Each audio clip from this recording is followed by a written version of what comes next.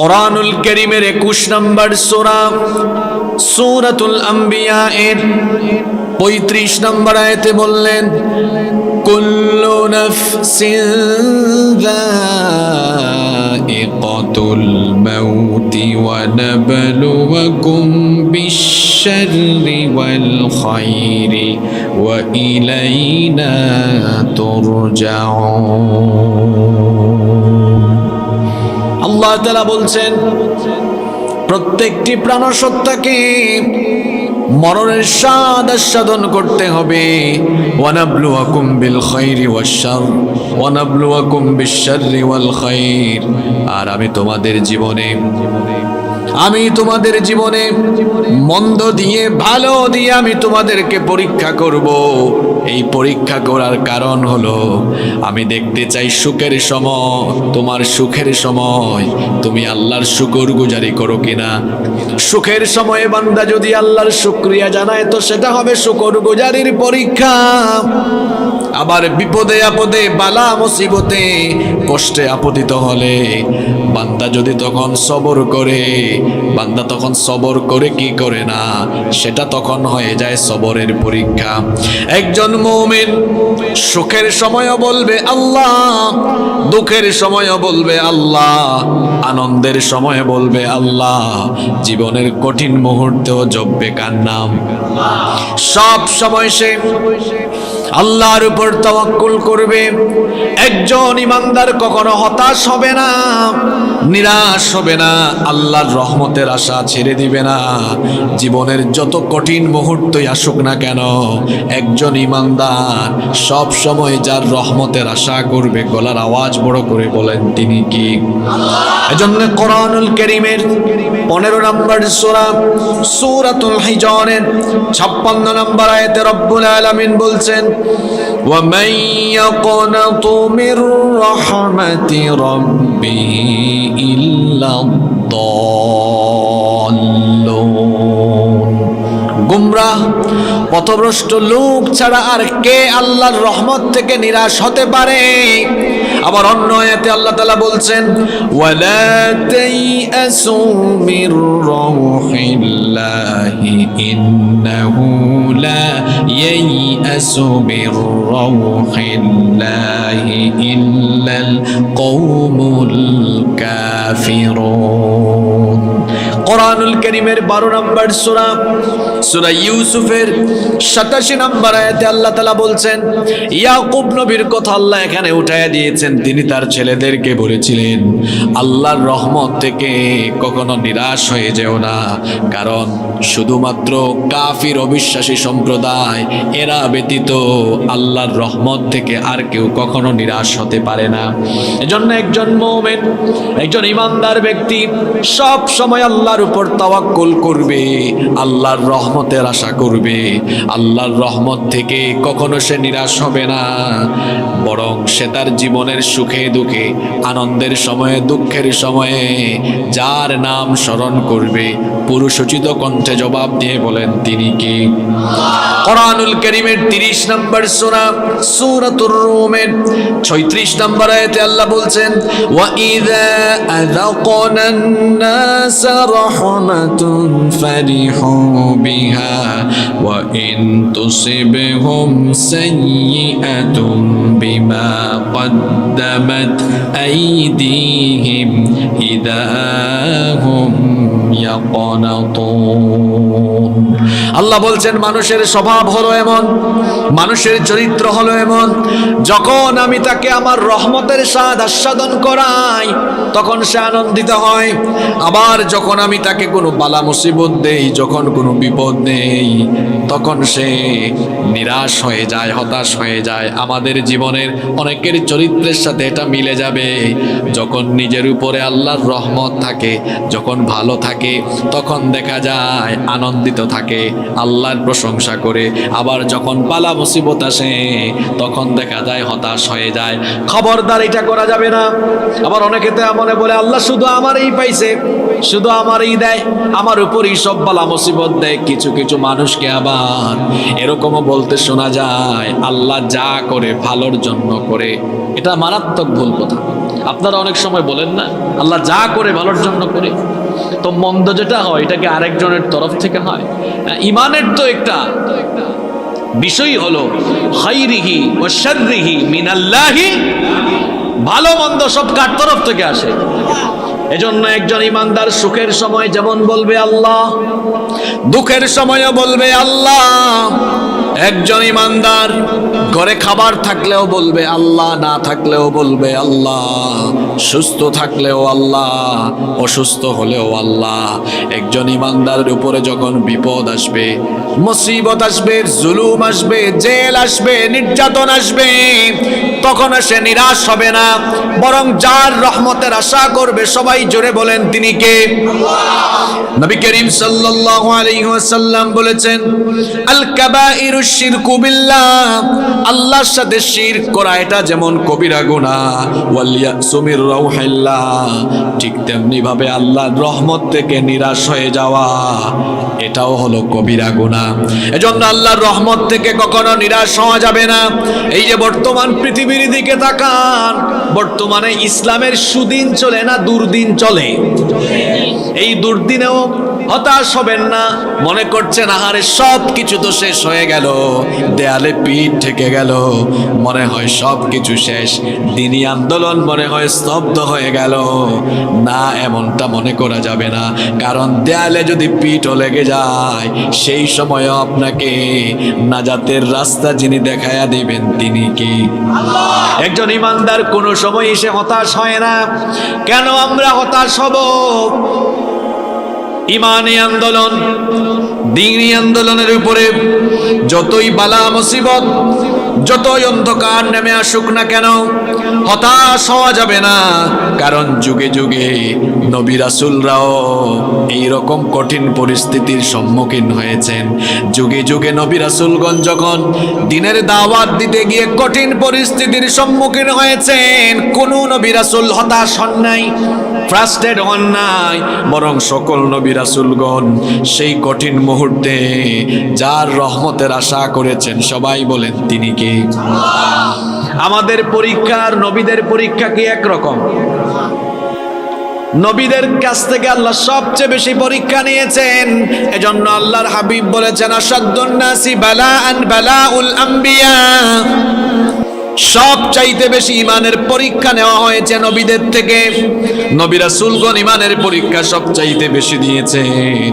ইমানের দাওয়াত দিতে গিয়ে, ইমানের পথে চলতে গিয়ে কঠিন মুসিবত নেমে এসেছে, কঠিন অবস্থা নেমে এসেছে।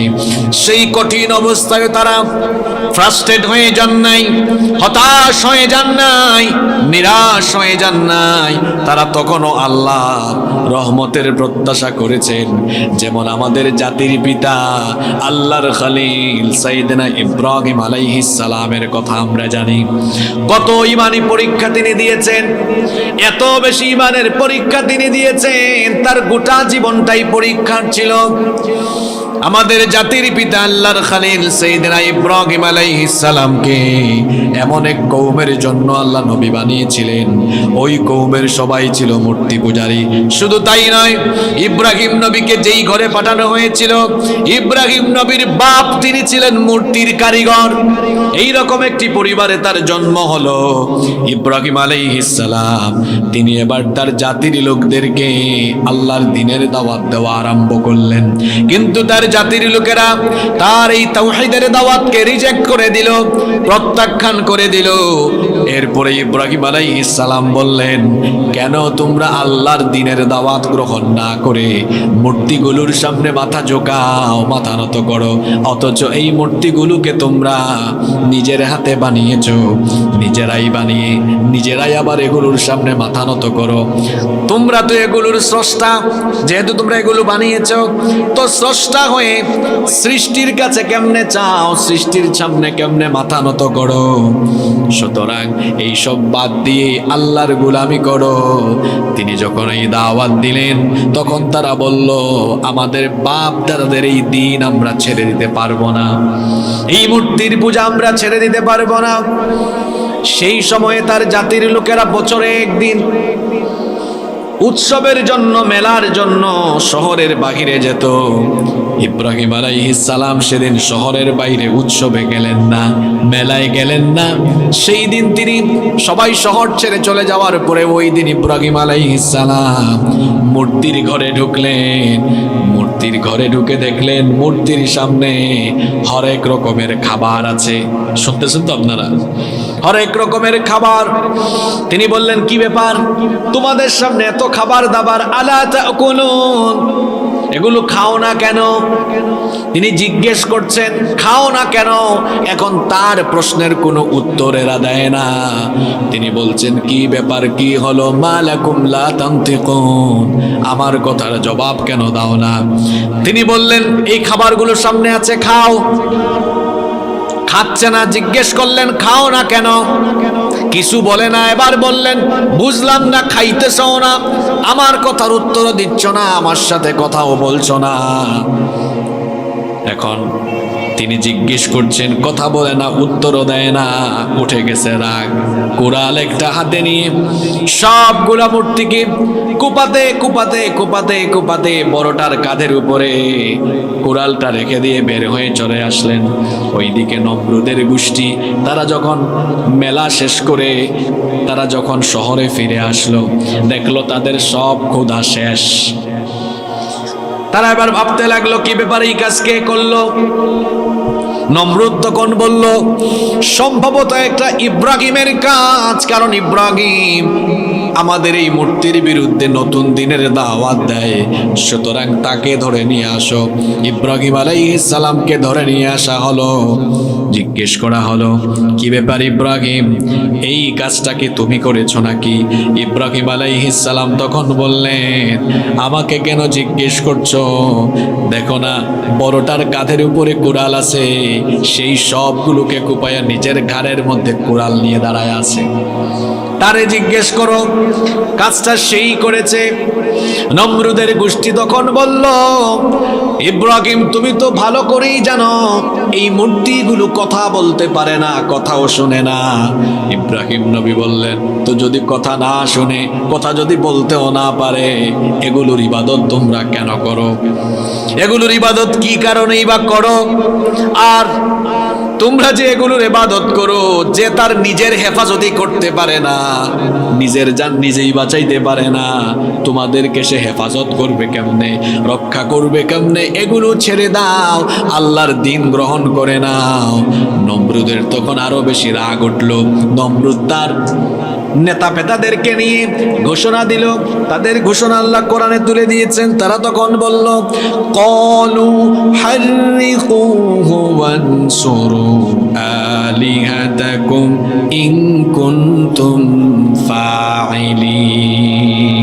ইব্রাহিমকে ধরো, গ্রেফতার করো, তাকে আগুনে নিক্ষিপ্ত করার ব্যবস্থা করো, যাতে করে আমাদের এই প্রভুদেরকে সহযোগিতা করা যায়।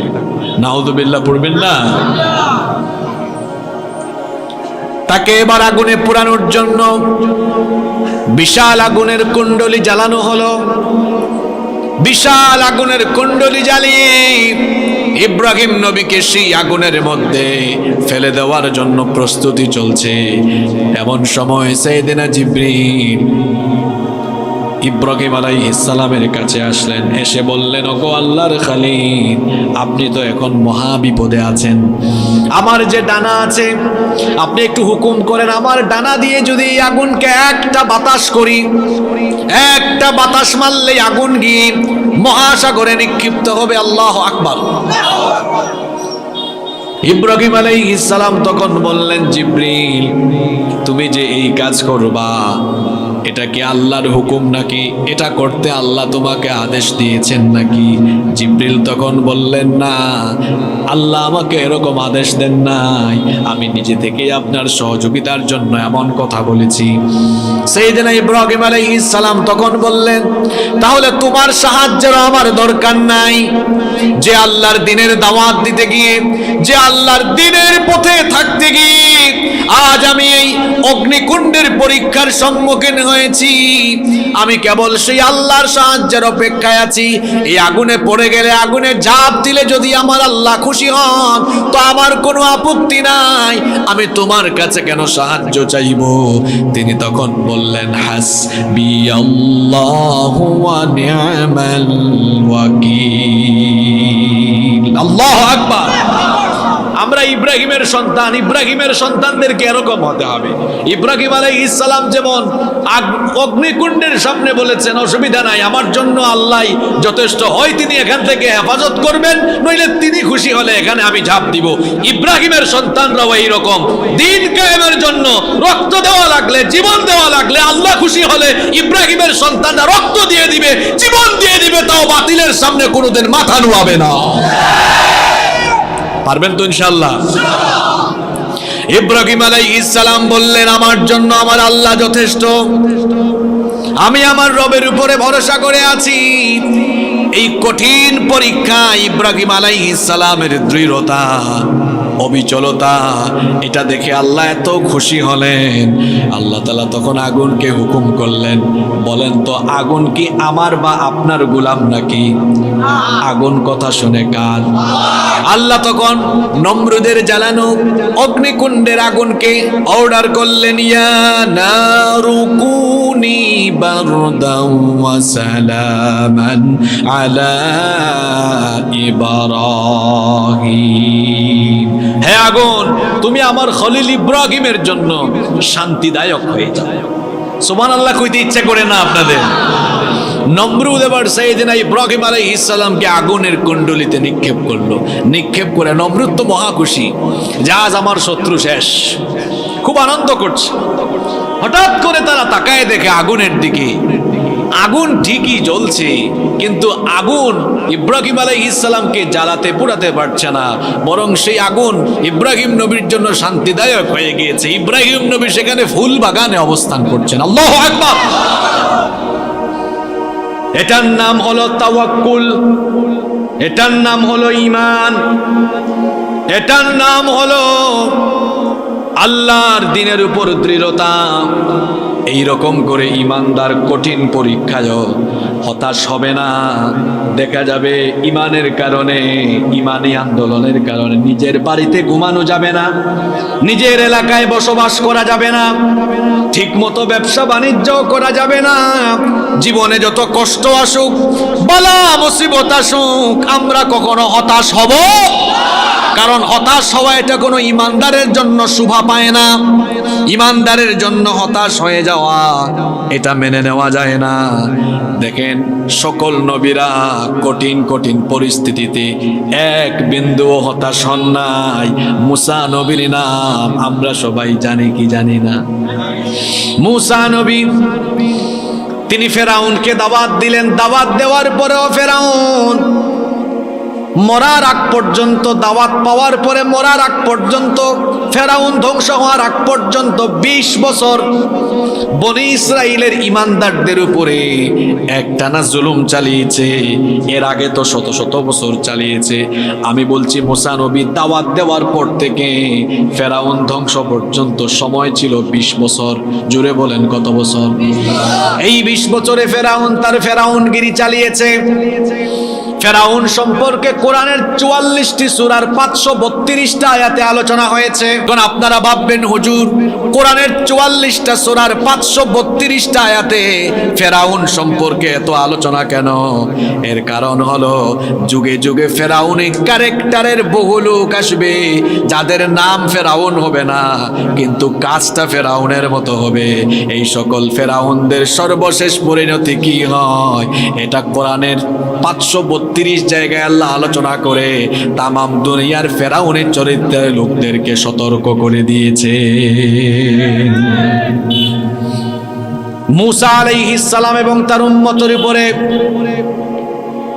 ফেরাউন যখন অবর্ণনীয় জুলুম আরম্ভ করলো, আল্লাহ তাআলা মূসা নবীকে অর্ডার করলেন, তুমি তোমার উম্মত নিয়ে মিশর ছেড়ে হিজরত করে অন্য কোথাও চলে যাও।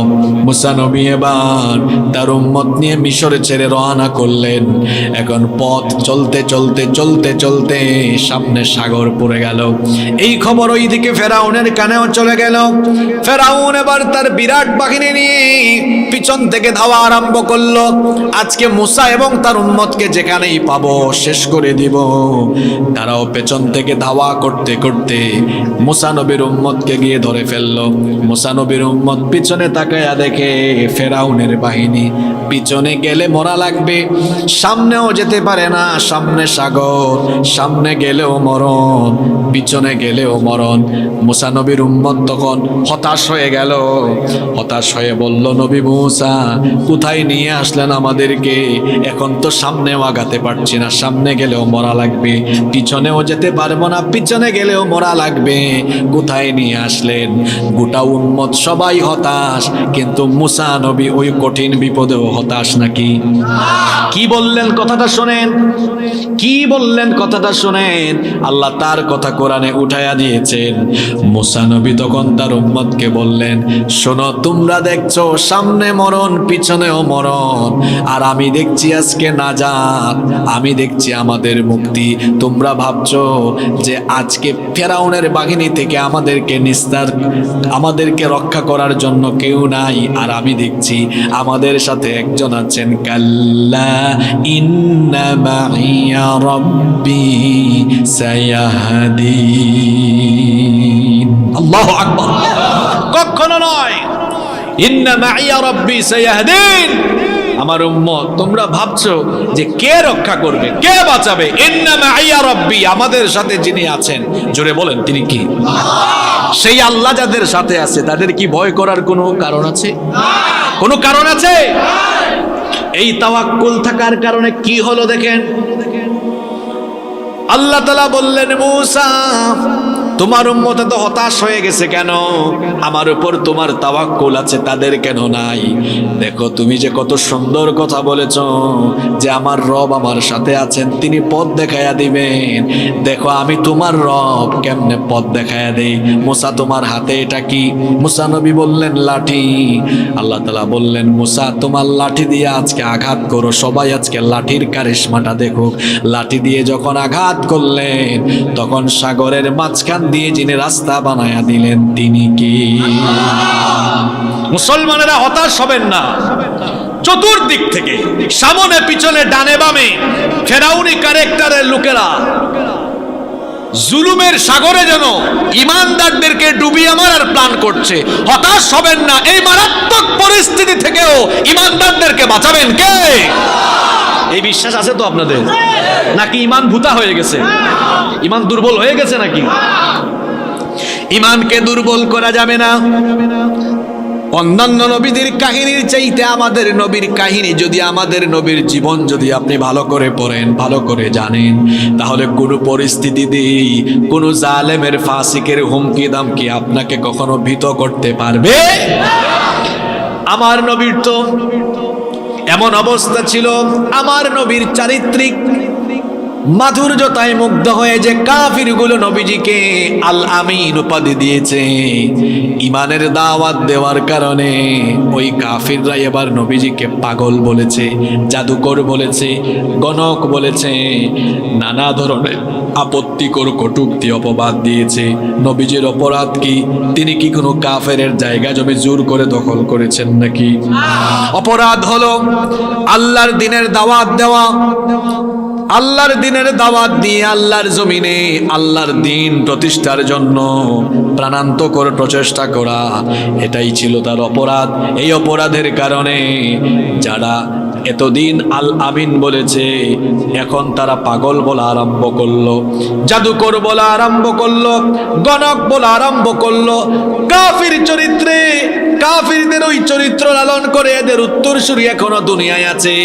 দেখবেন কোন হুজুর যখন সুন্দর করে কোরআন তেলাওয়াত করে তখন দেখা যায় কিচ্ছু বলে না, আর হুজুর যখন কোরআনের সুন্দর তেলাওয়াতের পরে কোরআনকে শব্দে শব্দে ব্যাখ্যা করে করে যখন কোরআনের তাফসীর আরম্ভ করে তখন ওই ক্যাটাগরির লোকেরা হুজুরদেরকে মৌলবাদী জঙ্গিবাদী বলে অপবাদ দেওয়া আরম্ভ করে। এরকম মানুষ নাই তো এখন? কোরআন তেলাওয়াত শুনে মাশাআল্লাহ লিল্লাহি তাকবীর কত কিছু শুরু হয়ে যায়, আর যখন কোরআনের একটু ব্যাখ্যা শুরু হয়ে যায় বাধা আরম্ভ হয়ে যায়। আছে না নাই? যারা নবীজিকে আল আমিন বলল তারাই এবার নবীজিকে পাগল বলল। শুধু তাই নয়, নবীজির চলার পথে তারা কষ্ট দিত, গালিগালাজ করত। নবীজি যখন সাজদায় যেতেন মাথার উপরে এনে উটের নাড়ি বুড়ি ফেলে যেত। নবীজিকে কত কষ্ট দেওয়া আরম্ভ করলো। সাফা পাহাড়ে যেদিন নবীজি দাওয়াত দিলেন সেদিন কাফেররা তার শরীর থেকে রক্ত ঝরালো। নবীজি যখন তায়েফে গেলেন সেখানেও নবীজিকে রক্তাক্ত করা হলো। উহুদের ময়দানে নবীজিকে রক্তাক্ত করা হলো। শুধু নবীজি নয়, সাহাবীদের উপরেও এরকম অবর্ণনীয় নির্যাতন হয়েছে।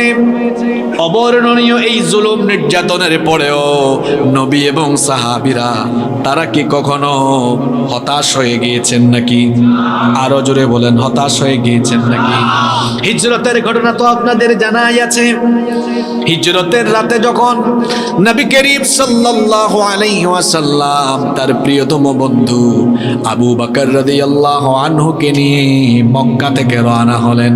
পথ চলতে চলতে ভোরবেলা ফজরের ওয়াক্ত হয়ে যাচ্ছে, দিনের আলো ফুটে উঠবে, এমন সময় আবু বকর রাদিয়াল্লাহু আনহু বললেন, ওগো আল্লাহর নবী, এখন পথ চললে সকাল হয়ে গেলে কাফিররা আমাদেরকে দেখে ফেলবে, আমরা ধরা পড়ে যাব।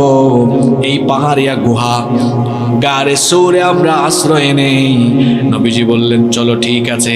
আবু বকর রাদিয়াল্লাহু আনহু পাহাড়িয়া গুহাটা সাফ করলেন। এবার দুইজনে এই গুহার ভেতরে আশ্রয় নিলেন। সকালবেলা কাফিররা খুঁজতে খুঁজতে এই গুহার পাশে চলে এসেছে। শোনেন, একটু এলাকায় না থাকলে, বাড়ি ঘরে না থাকতে পারলে দেখা যায় যে ইমানি আন্দোলনের লোকদের চেহারা বড় খারাপ হয়ে যায়। আহারে তাওয়াক্কুল নাই, নিরাশ হয়ে যায়, হতাশ হয়ে যায়। এইগুলা ভালো করে শোনেন, নবীজির জীবনীটা মন দিয়ে শোনেন। আল্লাহর নবী আর আবু বকর রাদিয়াল্লাহু আনহু তারা যখন ওই পাহাড়িয়া গুহায় অবস্থান নিয়েছেন, ছোট্ট গুহা, বসে একটু মাথা উঁচু করলেই গুহার কাছে আসলে দেখা যাবে এরকম একটা গুহা। এখন সকালবেলা যখন কাফেররা খুঁজতে খুঁজতে ওই গুহার একেবারে কাছাকাছি চলে আসলো, আবু বকর রাদিয়াল্লাহু আনহু তিনি নবীজিকে বললেন, ইয়া রাসূলুল্লাহ, ইয়া হাবিবাল্লাহ সাল্লাল্লাহু আলাইহি ওয়াসাল্লাম, এই ছোট্ট গুহা, এই গুহার খুব কাছাকাছি কাফেররা চলে এসেছে। এখন যদি আরেকটু আগায় তো আমি আপনি দুজনেই ধরা পড়ে যাব। আর আমরা মাত্র দুইজন, এরা তো অনেকজন। এদের সাথে আমরা লড়াই করেও নিজেদেরকে রক্ষা করে হয়তো এখান থেকে অন্য কোথাও যেতে পারবো না।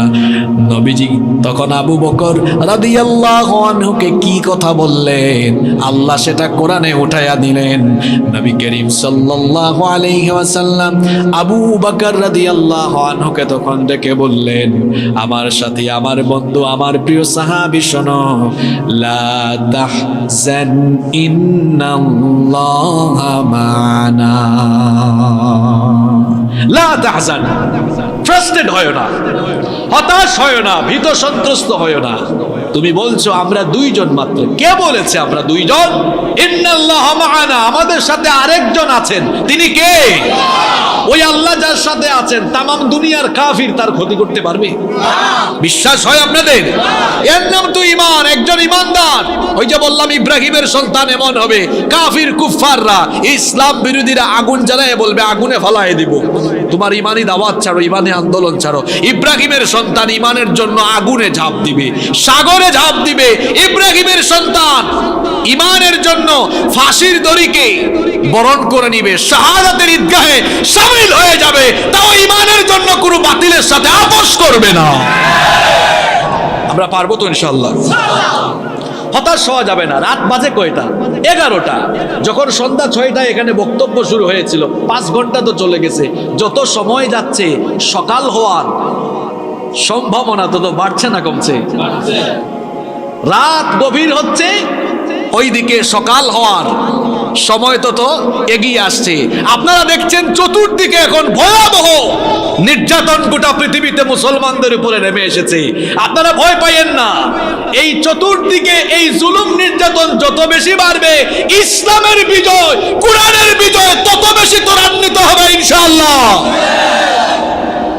আচ্ছা, একজন গর্ভবতী মা, তার প্রসব বেদনা যখন উঠে, প্রসব বেদনা উঠলে পরিবারের সবাই তখন একটু টেনশন করে, ঠিক আছে, কিন্তু তখন মনে মনে সবাই আনন্দও থাকে যে একটু পরে বাচ্চার কান্নার আওয়াজ শুনবে, নতুন মেহমান ঘরে আসবে, ঠিক কি না? গর্ভবতী মায়ের প্রসব বেদনা বাড়লে সন্তান হওয়ার সম্ভাবনা যেমন বাড়ে, প্রসব বেদনা উঠলে পরিবারের অন্য সদস্যরা যেমন মনে মনে আনন্দিত হয়ে নতুন সন্তানকে বরণের অপেক্ষায় থাকে, ঠিক তেমনি ভাবে ইসলামপন্থীদের উপরে ভয়াবহতা, জুলুম নির্যাতন যত বেশি বাড়বে, হতাশ হয়ে না, মনে মনে এই আনন্দ ফিল করেন, বুঝছি ইসলামের বিজয় মনে হয় আরো কাছাকাছি চলে এসেছে। ভয় পাবেন আপনারা? হতাশ হবেন? হতাশ হওয়া কি ইমানদারকে মানায়? এজন্য আল্লাহ বলেছেন লা ইয়াইআসু মির রাউহিল্লাহ। ওই যে আজকে প্রথমেই যে আয়াতটা বললাম, আল্লাহ তাআলা বলছেন ওয়ালা তাইআসু মির রাউহিল্লাহ,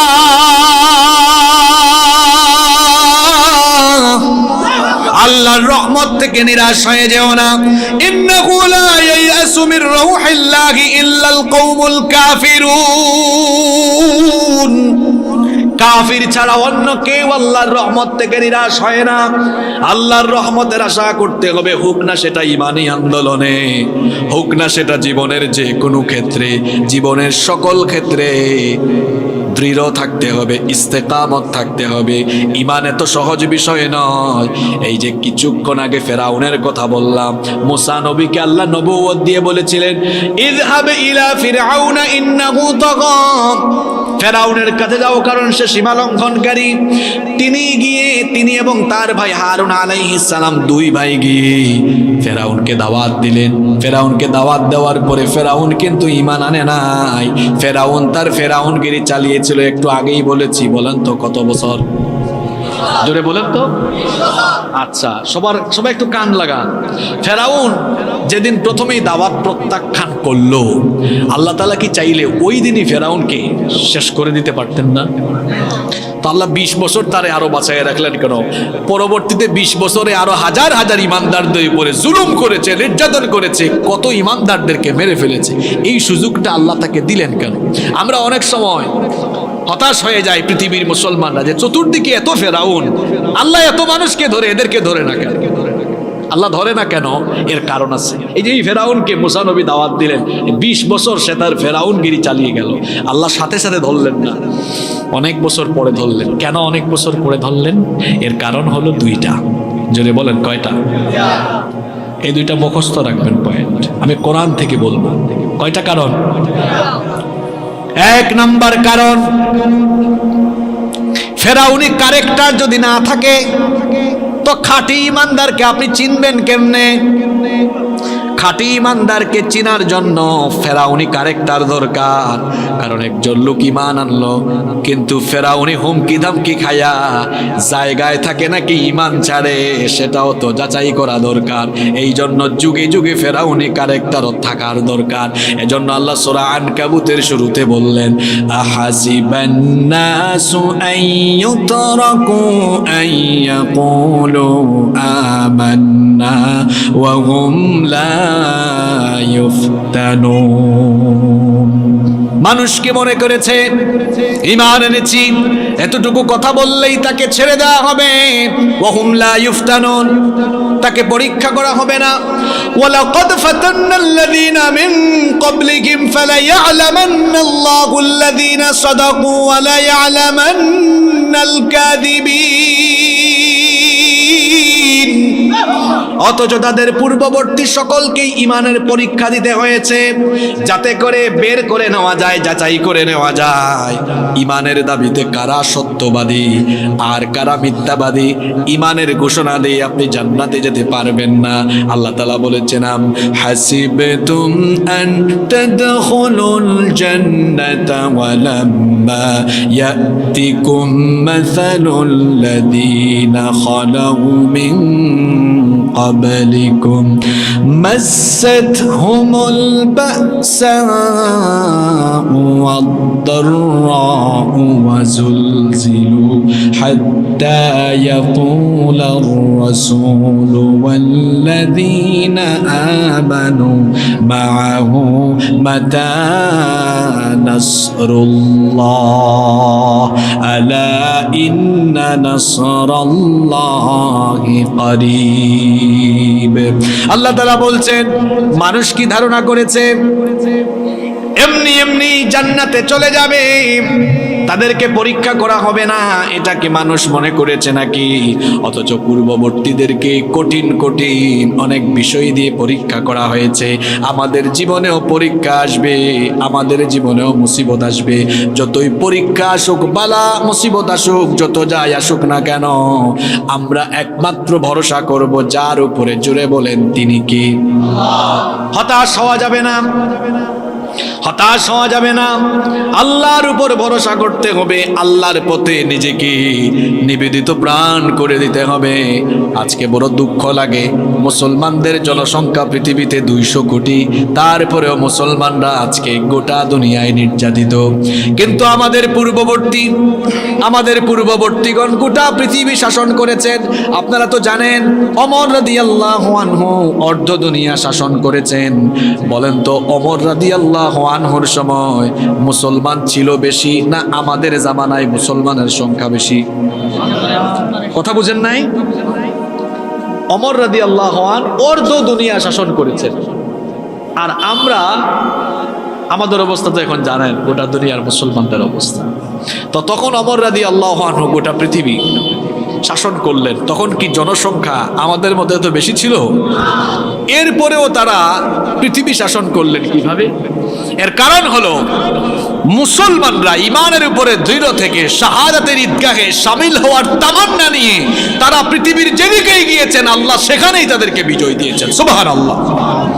আর মুসলমানরা আল্লাহর পথে জীবন দেওয়াকে যখন থেকে কঠিন মনে করেছে, তখন থেকেই মুসলমানদের উপরে দুর্বিষহ পরিস্থিতি নেমে এসেছে। এখানে তো বহু যুবককে দেখতে পাচ্ছি, যুবক ভাইদেরকে বলছি, এই যুবকরা এই যৌবনকালীন সময়ে কি করে? তারা সারাদিন মোবাইল টিপে, মোবাইলে ব্যস্ত থাকে।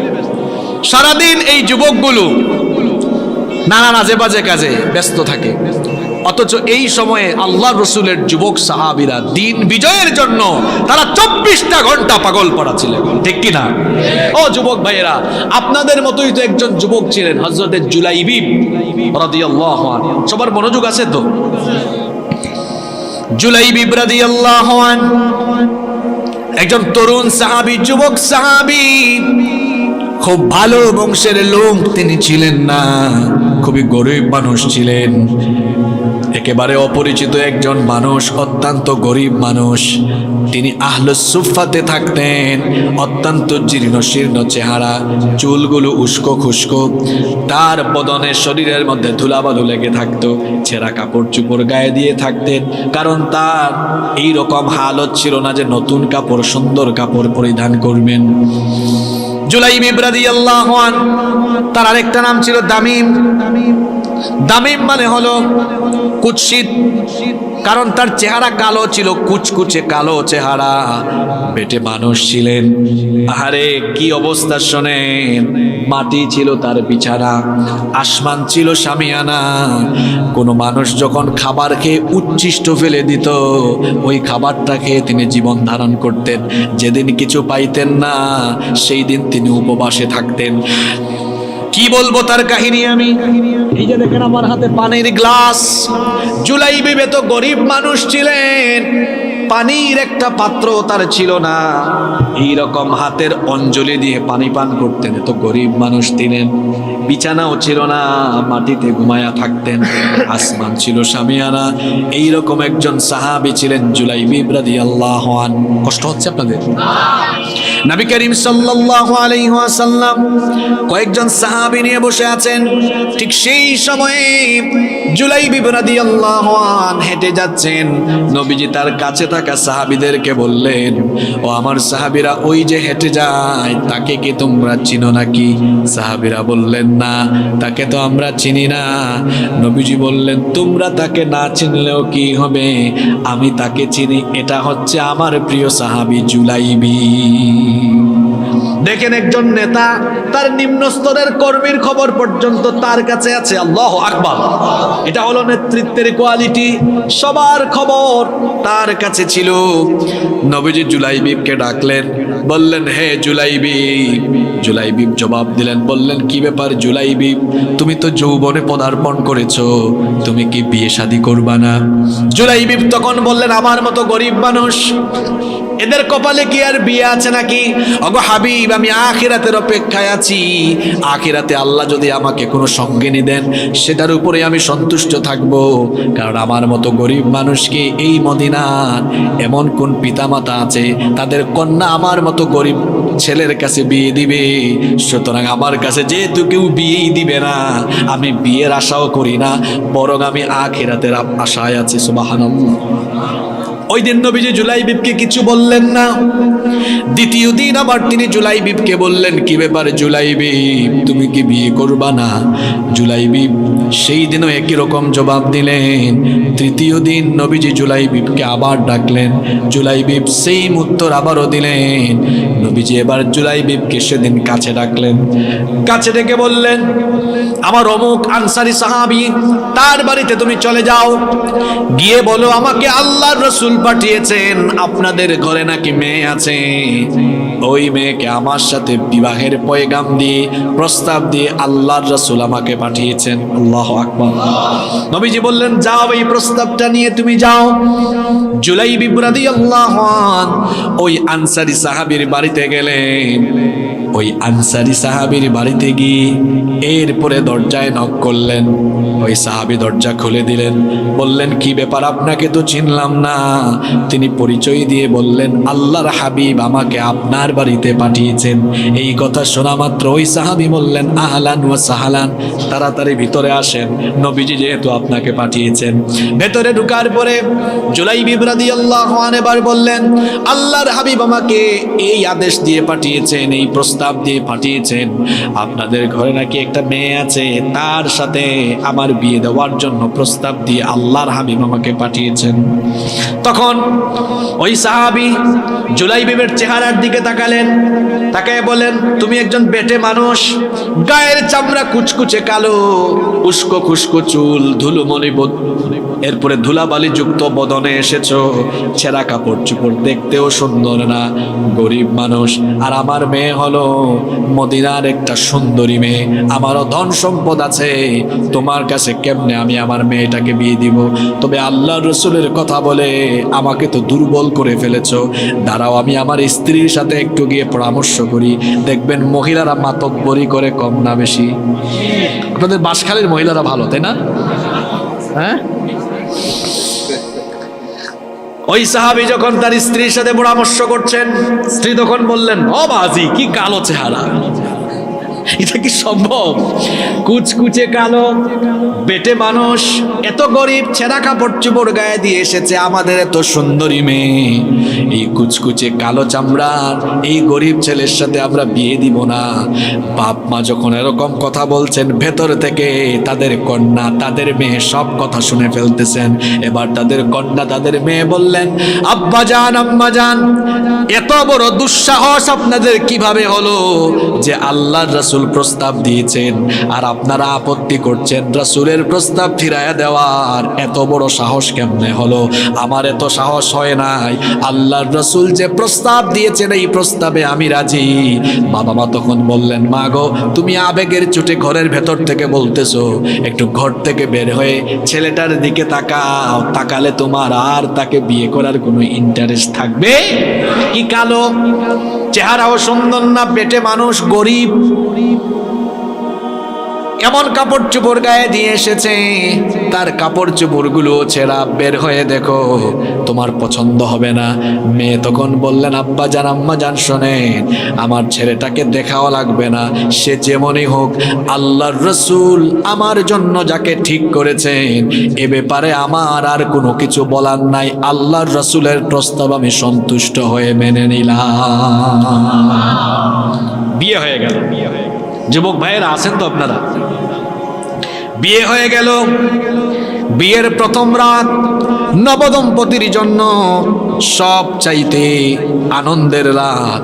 যখন জুলাইবিব তার স্ত্রীর সাথে বাসর সজ্জায় ফুলসজ্জার রাতে কথা বলছেন, দুজনে যখন কাছাকাছি, দুজনে যখন কথাবার্তা বলছেন, সেই সময়ে বাহির থেকে আওয়াজ শোনা গেল। আল্লাহর রাসূলের সাহাবীরা আহ্বান করলেন, আইনা জুনুদুল্লাহ, আল্লাহর সৈন্যরা কোথায়, মুজাহিদ বাহিনী কোথায়? নবীজি জিহাদের ময়দানে ডাক দিয়েছেন। এই কথা শুনে এই জুলাইবিব, আল্লাহ পাগল, রসুল পাগল, দিন বিজয়ের পাগল এই যুবক সাহাবী, এই কথা শোনা মাত্রই বাসর ঘরে এত সুন্দরী বউ, সঙ্গে সঙ্গে সুন্দরী বউকে ঘরের মধ্যে রেখে দিয়ে তরবারি হাতে নিয়ে জিহাদের ময়দানে ছুটে গেলেন। বিবি তাকে ডাকছেন, একবারও পেছনে তাকায় না, জিহাদের ময়দানে ছুটে গেলেন, লড়াই করলেন, লড়াই করে করে শহীদ হয়ে গেলেন। জিহাদ যখন শেষ হয়ে গেল, নবীজি এবার জিহাদের ময়দানে এসে সাহাবীদেরকে বললেন, সকল শহীদদের লাশ আমার সামনে নিয়ে আসো। সকল শহীদদের লাশ আনা হলো। নবীজি বললেন, সকলের লাশই তো দেখছি, কিন্তু আমার হাবিবের লাশটা কোথায়? আমার হাবিবকে আমি দেখছি না কেন?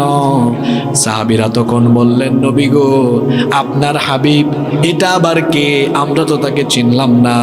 নবীজি বললেন, তোমাদের চিনার দরকার নাই, খোঁজারও দরকার নাই, আমার হাবিবকে আমি নিজেই খুঁজে বের করব। আল্লাহু আকবার। নবীজি এবার খোঁজা আরম্ভ করলেন। খুঁজতে খুঁজতে 7 জন কাফেরের পাশে একটা লাশ দেখলেন।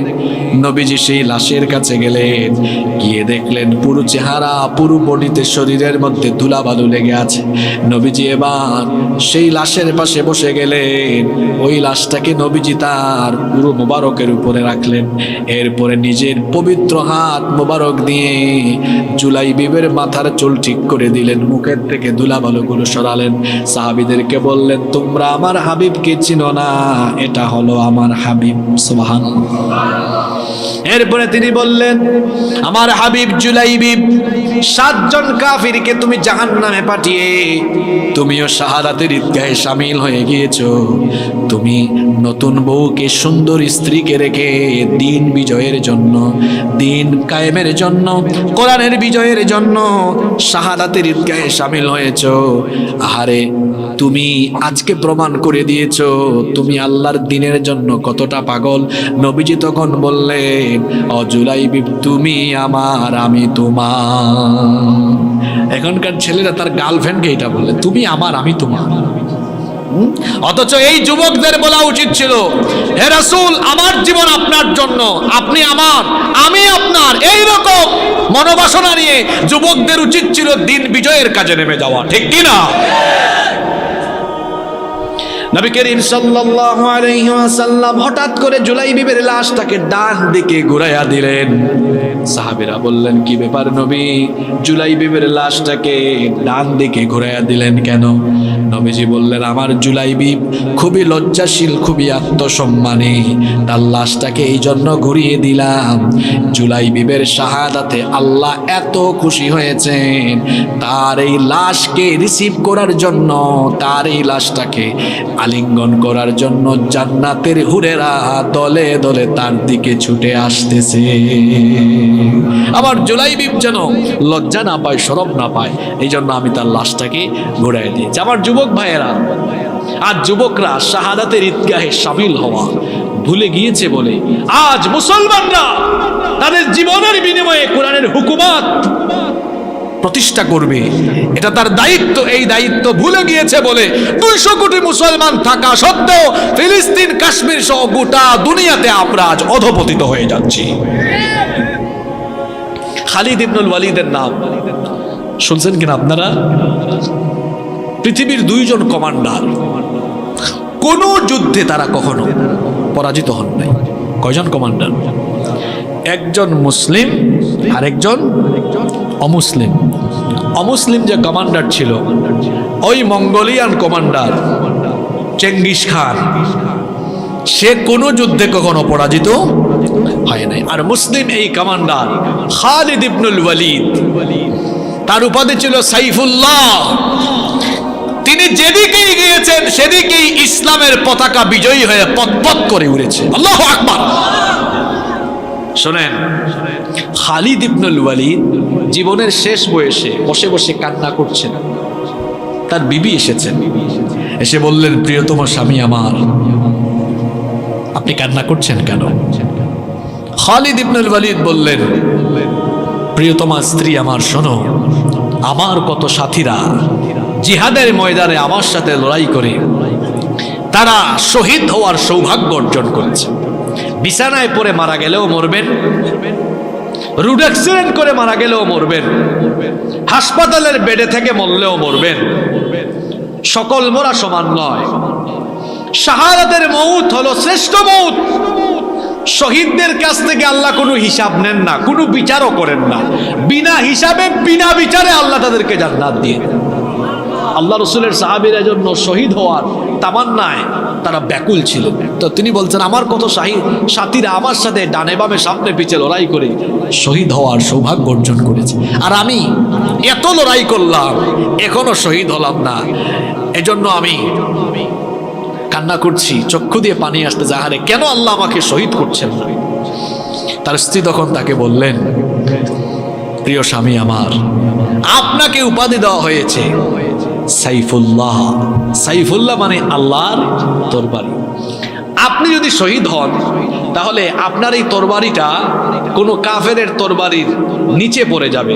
এখন আপনার তরবারি বা আপনাকে উপাধি দেওয়া হয়েছে সাইফুল্লাহ, আপনার তরবারিটা যদি কোনো কাফেরের তরবারির নিচে পড়ে যায় তো আল্লাহর তরবারি তো নিচে পড়ে যাবে, এটা তো হয় না।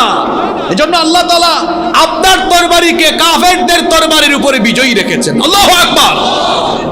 স্ত্রী তখন বললেন, আপনি কি জানেন না, নবীজি বলেছেন, শাহাদাতের তামান্না দিলে রাখলে শহীদ না হয়ে বিছানায় পড়ে মারা গেলেও তাকে শাহাদাতের মর্যাদা দিয়ে দিবেন কে? খালিদ ইবনুল ওয়ালিদের কথা বলছিলাম। তিনি পারস্যদের বিরুদ্ধে যুদ্ধে গিয়েছেন। কাদের বিরুদ্ধে? ঘটনাটা মন দিয়ে শুনবেন। পারস্যদের বিরুদ্ধে যুদ্ধে গিয়েছেন। সেই সময় পারস্য ছিল সেই সময়কার পরাশক্তি, সুপার পাওয়ার। পারস্যদের সাথে যুদ্ধ হবে। পারস্যের কমান্ডার খালিদ ইবনুল ওয়ালিদকে দেখে বললেন, খালিদ, তুমি একজন মহাবীর, এতে আমার বিন্দুমাত্র সন্দেহ নাই, কিন্তু তুমি যে বাহিনী নিয়ে এসেছো এরা তো আমার এই পরাশক্তিধর বাহিনীর সাথে পারবে না, সবাই আজকে এই মাঠে মারা যাবে। এই কথা শোনার পর খালিদ ইবনুল ওয়ালিদ ভয় পায় একদম থরথর করে কেঁপেছে, তাই তো? কি বললেন? তিনি জবাব দিলেন, জিতুকুম মিন কওমিন ইউহিব্বুনাল মাউতা কামা তুহিব্বুনাল হায়াহ। হে পারস্যের কমান্ডার, শোনো, জিতুকুম মিন কওমিন ইউহিব্বুনাল মাউতা কামা তুহিব্বুনাল হায়া। আমি আমার এমন এক সম্প্রদায় থেকে এসেছি, এমন এক জাতিকে আমার সাথে নিয়ে এসেছি, তোমরা যেমন দুনিয়াতে বেঁচে থাকা স্বপ্ন মনে করো, বেঁচে থাকার জন্য তোমরা যেমন পাগল পাড়া, আমার সাথীরা আল্লাহর দ্বীন কায়েমের জন্য জীবন বিলিয়ে দিতে তারা পাগল পাড়া। আল্লাহু আকবার। এইরকম দিন পাগল উন্মাদদেরকে দিয়ে কোরআনের বিজয় হয়।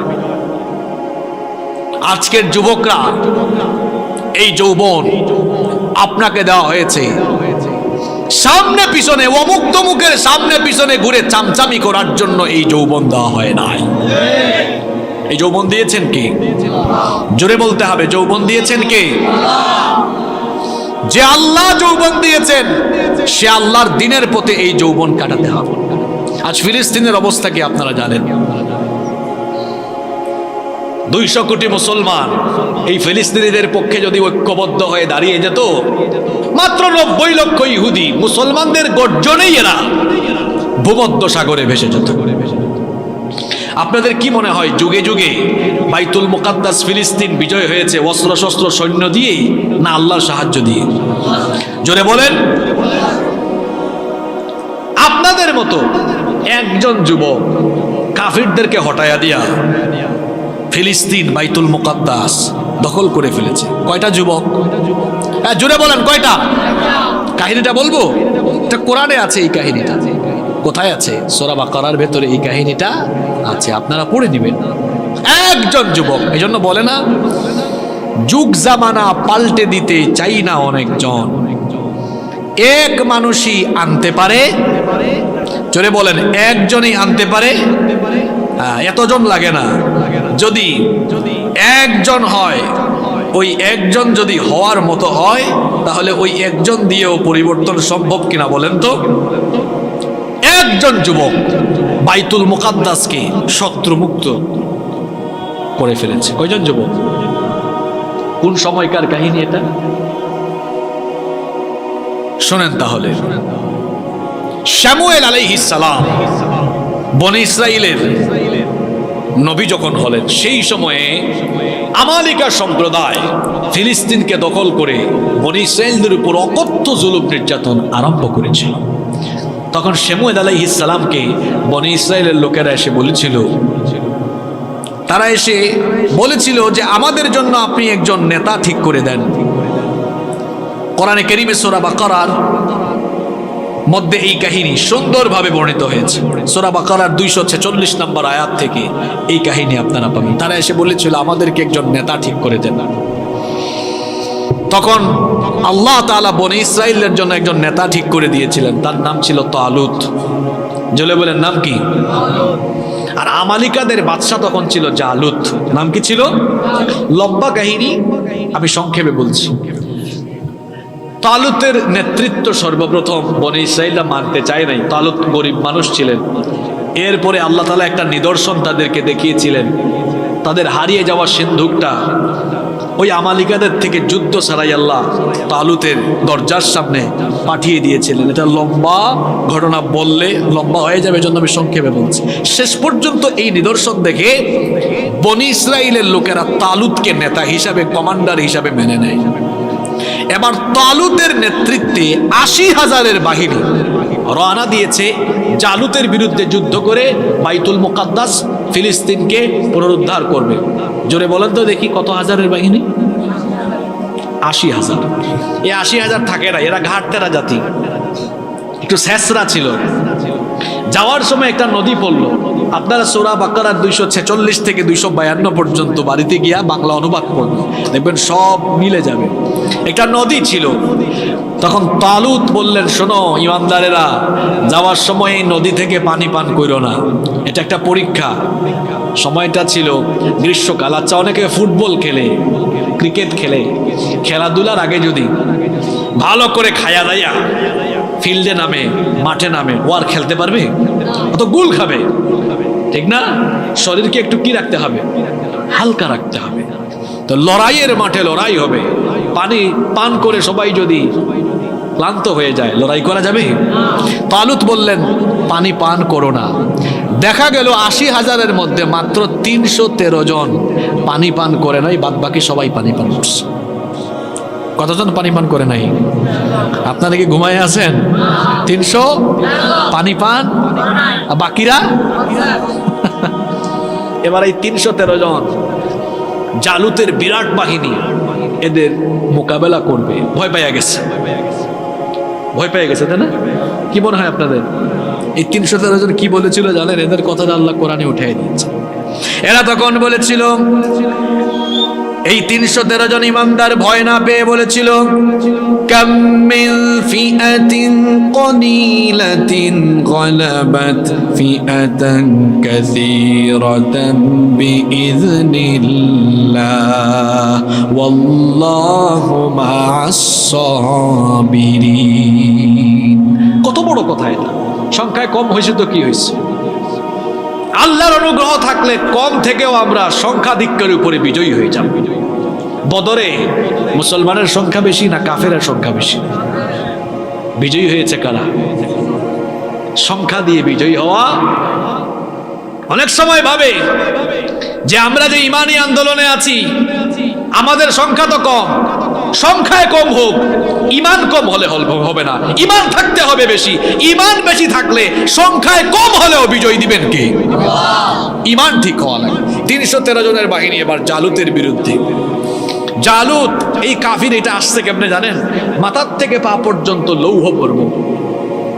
লৌহ বর্ম পরিধান করা, একদম প্যাকেট করা, মাথায় লোহার হেলমেট। কোথায় কূপ মারবেন আপনি? কোনো লাভ? এই কাফির এসে হুঙ্কার ছাড়লো, তোমাদের এমন কে আছে, তোমাদের কোনো বীর বাহাদুরকে পাঠাও দেখি আমার বিরুদ্ধে লড়াই করুক। ওই ইমানদারদের 313 জনের ভিতরে একজন 14-15 বছরের তরুণ ছিলেন তখন। শুনতেছেন তো যুবকরা? নাম হলো দাউদ। নাম কি? দাউদ আলাইহিস সালাম। তখনও নবী হন নাই, তরুণ যুবক। এখন তরুণ বয়সে, যুবক বয়সে রাগ গুসা থাকে কম না বেশি? এই কাফিরটার হুমকি ধামকি দেখে ওনার খুব রাগ উঠে গেছে। তিনি গিয়ে ইমানদারদের কমান্ডারের নাম কি জানেছিল? হ্যাঁ, মাশাআল্লাহ। এই যুবকদের ব্রেন, তোমরা কি খাও? তোমাদের মেমোরি এত লস হয়ে গেল? আমার বুড়া চাচা মনে রাখতে পারেন? তোমাদের ব্রেন এই বয়সেই শেষ, খায়া ফেলছো, বুতা বানায় ফেলছো। বিয়ের আগেই বুঝি এই অবস্থা তোমাদের। হ্যাঁ, নাম কি? তালুত। দাউদ আলাইহিস সালাম গিয়ে বললেন, মাননীয় কমান্ডার, তার এই লাফালাফি দেখে আমার সহ্য হচ্ছে না, আপনি আমারে অনুমতি দেন, তারা একটু সাইজ করে দিন। এই যুদ্ধের সাথে বদর যুদ্ধের মিল ছিল। বদরের যুদ্ধ সংখ্যা ছিল 313। বদরের যুদ্ধ সবচেয়ে বড় কাফিরটারে সাইজ করার জন্য কোনো বয়স্ক মানুষ না, 2টা কিশোর বেশি ব্যাকুল হয়েছিল। কি জানি নাম বলেন তো দেখি? বাঁশখালীর মানুষ তো আমরা জানি ইসলামী চেতনা নিজেদের মধ্যে লালন করে। এই যদি অবস্থা হয়, সামনে আগাবেন কেউ? 2 কিশোর, মাআদ এবং মুআওয়াদ, 2 ভাই নবীজিকে এসে বলছে, নবীজি আমাদেরকে বদরের যুদ্ধে পারমিশন দেন, শুনছি যুদ্ধ হবে, পারমিশন দেন। নবীজি বললেন, তোমরা ছোট মানুষ, তোমরা কি যুদ্ধ করবে, যাও। তারা বললেন, না, আমরা ছোট হইলো, আপনি একটু অনুমতি দেয়া দেখেন জিনিস কেমন আমরা। নবীজি বললেন, না না না, তোমরা ছোট মানুষ। তখন বললেন নবীজি, 2 জনকে না দেন, 1 জনকে দেন, আমরা একটু কুস্তি করি, দেখেন কার শক্তি বেশি, যার শক্তি বেশি তারে অনুমতি দেন। নবীজি এবার বললেন, আচ্ছা ঠিক আছে, দেখি তো তোমরা একটু 2 ভাই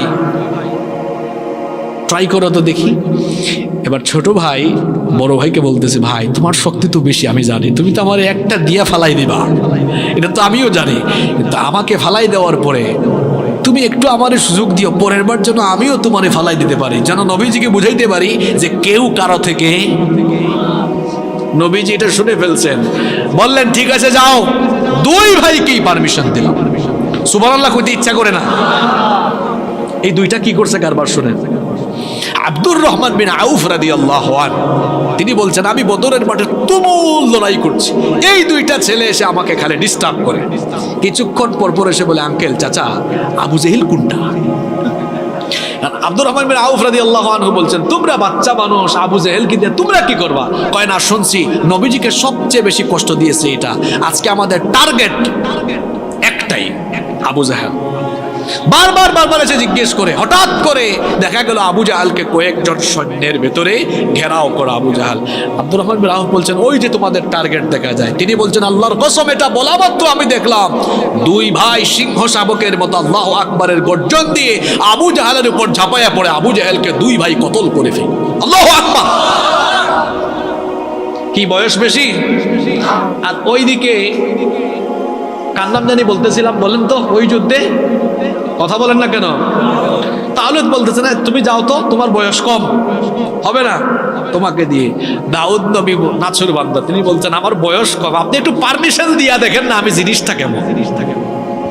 তুমি এখন কমান্ডার বলছেন না তোমাকে পারমিশন দেওয়া হবে না, তিনিও নাছর বান্দা, না আমাকে সুযোগ দিতেই। শেষ পর্যন্ত তালুত অনুমতি দিলেন, দিয়ে বললেন আমার কাছে আসো, ধরো আমার তরবারিটা তোমাকে দিলাম, লড়াই করো। দাউদ নবী বললেন কি যে কন আপনি, তার মতো একটা কাফিররে সাইজ করার জন্য আমার কি তরবারি লাগবো? আপনি দেখেন না তার আমি সাইজ করি কেমনে। কারণ দাউদ আলাইহিস সালাম বিচক্ষণ ছিলেন, তিনি দেখেছিলেন তার মাথা থেকে পা পর্যন্ত লৌহ বর্ম পড়া, তাকে কোন দিকে আঘাত করবে। দাউদ আলাইহিস সালাম তিনি পাথর নিক্ষেপে অত্যন্ত পারদর্শী ছিলেন। আপনাদের চট্টগ্রামে এটাকে কি বলে আমি জানি না, যেমন বিভিন্ন অঞ্চলে এটাকে গুলাইল বলে, গুলেল বলে, গুলটি বলে, আপনারা কি বলেন? খামটা হয়েছে তো, আমার মাখরাজ ঠিক আছে? খামটা ঠিক আছে, মাখরাজ ঠিক আছে তো, খামটা না? আচ্ছা, তিনি এবার কি করলেন, ব্যাগের থেকে একটা পাথর বের করে ওই খামটা দিয়া একদম জালুতের চক্ষু বরাবর নিশানা করে মারলেন। এমন ভাবে মারলেন, আপনাদেরকে হাসানোর জন্য বলছি না, এটা কোরআনের ঘটনা। আমি আয়াতগুলো তিলাওয়াত করলে লম্বা হয়ে যাবে, কষ্ট হবে আপনাদের। একটা মারলেন, এই পাথরটা জালুতের চক্ষু দিয়ে ঢুকে মাথার মগজ সুদ্ধা আউট করে পিছন দিকে গিয়ে বের হয়েছে। আল্লাহু আকবার! কমান্ডার শেষ, এখানে কমান্ডার শেষ, কর্মী বাহিনী থাকবে আর মার দৌড় পালা সবাই। আহারে আজকের বাইতুল মুকাদ্দাস ফিলিস্তিন দেখেন তো কয়টা যুবক দেয়া হয়ে গেছে, জোরে বলেন। অস্ত্র দিয়ে, সৈন্য দিয়ে, বাহিনী দিয়ে, ছিল ভিতরে ঈমান। কৌশল শিখিয়ে দিয়েছেন কে? সাহায্য করেছেন কে? বদরের ময়দানে মুসলমানরা অস্ত্র দিয়ে বিজয়ী হয়েছে, তাই না? সৈন্য সংখ্যা দিয়ে বিজয়ী হয়েছে। ঈমান ছিল ঈমানের মতো। এখন বলবেন হুজুর ঈমান যে ছিল বুঝবো কেমনে? 313 জন নিয়ে নবীজি হাজির। নবীজি একটু চিন্তা করছেন যে আজকে সাহাবীরা কি করবে কিনা। সাহাবীরা দাঁড়ায় বললেন, কি বলছেন নবীজি, আপনি চিন্তা করছেন? ইযহাব আনতা ওয়া রাব্বুকা ফাকাতিলা ইন্না মাআকুমা মুকাতিলুন। আমরা কি সিদ্ধান্ত নিয়েছি নবীজি জানেন? আজকে আমরা হয় এই ময়দানে শাহাদাতের সুধা পান করব, যতক্ষণ আমরা আমাদের দেহে প্রাণ থাকবে ততক্ষণ আমরা আল্লাহর দ্বীনের বিজয়ের জন্য এখানে লড়াই করে যাব। সুবহানাল্লাহ কইতে ইচ্ছা করে না? আমার মনের খবর আপনি জানেন না, আপনার মনের খবর আমি জানি না, সবার মনের খবর জানেন কে? বদরের 313 জন ইমানদার, পাক্কা ইমানদার ছিল। আল্লাহ এদের ইমানের এই হালত দেখে এত খুশি হয়েছেন, বললেন নবী আপনারা শুধু একটু থাকেন, শো হিসাবে থাকেন। কি হিসাবে? শো বুঝেন তো? শো হিসাবে থাকেন। আমি আমার কয়েক হাজারের ফেরেশতার বাহিনী পাঠাই দিছি, কাম করে দিবে কারা? ফেরেশতারা। ইমানের মতো ইমান থাকলে আর ইমানের উপর ইস্তেকামত থাকতে পারলে কোরআনের বিজয়, ইসলামের বিজয় খুব শীঘ্রই দেখতে পারবেন ইনশাআল্লাহ। এজন্য যুবকদেরকে এই মোবাইলের ফিতনা থেকে বের হয়ে আসতে হবে, হাবিজাবি জায়গায় সময় দেওয়া থেকে বের হয়ে যুবকদেরকে চরিত্রবান হতে হবে, নামাজি হতে হবে, দিনদার হতে হবে, দিন কায়েমের আন্দোলনে শামিল হতে হবে। সেই সকল ভাইদের সাথী হয়ে কোরআনের পতাকা তোলে, দ্বীনের পতাকা তোলে আমরা যদি ঐক্যবদ্ধ হয়ে থাকতে পারি, বিজয় দিবেন কে?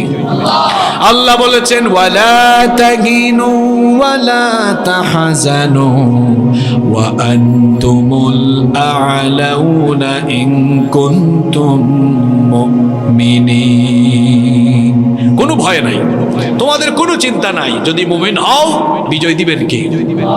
আসুন নিজেদের ঈমান একটু জ্বালাই করি। এটা কেমন ঈমান আপনাদের? এটা কেমন ঈমান আমাদের? ওয়াজ মাহফিলে প্যান্ডেল ফিলা, ফজরের জামাতে আধা কাতারও হয়, এইরকম ইমানদার হইলে বুঝি কোরআনের বিজয় আসবে?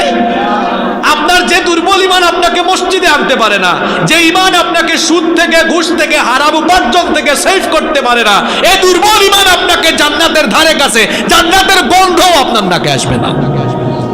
নিজের ইমানকে আজকে ঠিক করতে হবে, নিজের ইমানটাকে পরিশুদ্ধ করতে হবে। এই ইমানটাকে পরিশুদ্ধ করার জন্য কোরআনের রঙে নিজেদেরকে রঙিন হতে হবে। বছরে একবার কোরআনের মাহফিলে, তাফসীর মাহফিলে এসে ওয়াজ শুনেই দায়িত্ব শেষ না, বরং সারা জীবন এই কোরআনের রঙে নিজেদেরকে রাগানোর প্রাণান্তকর প্রচেষ্টা করতে হবে। আমরা পারবো তো ইনশাআল্লাহ?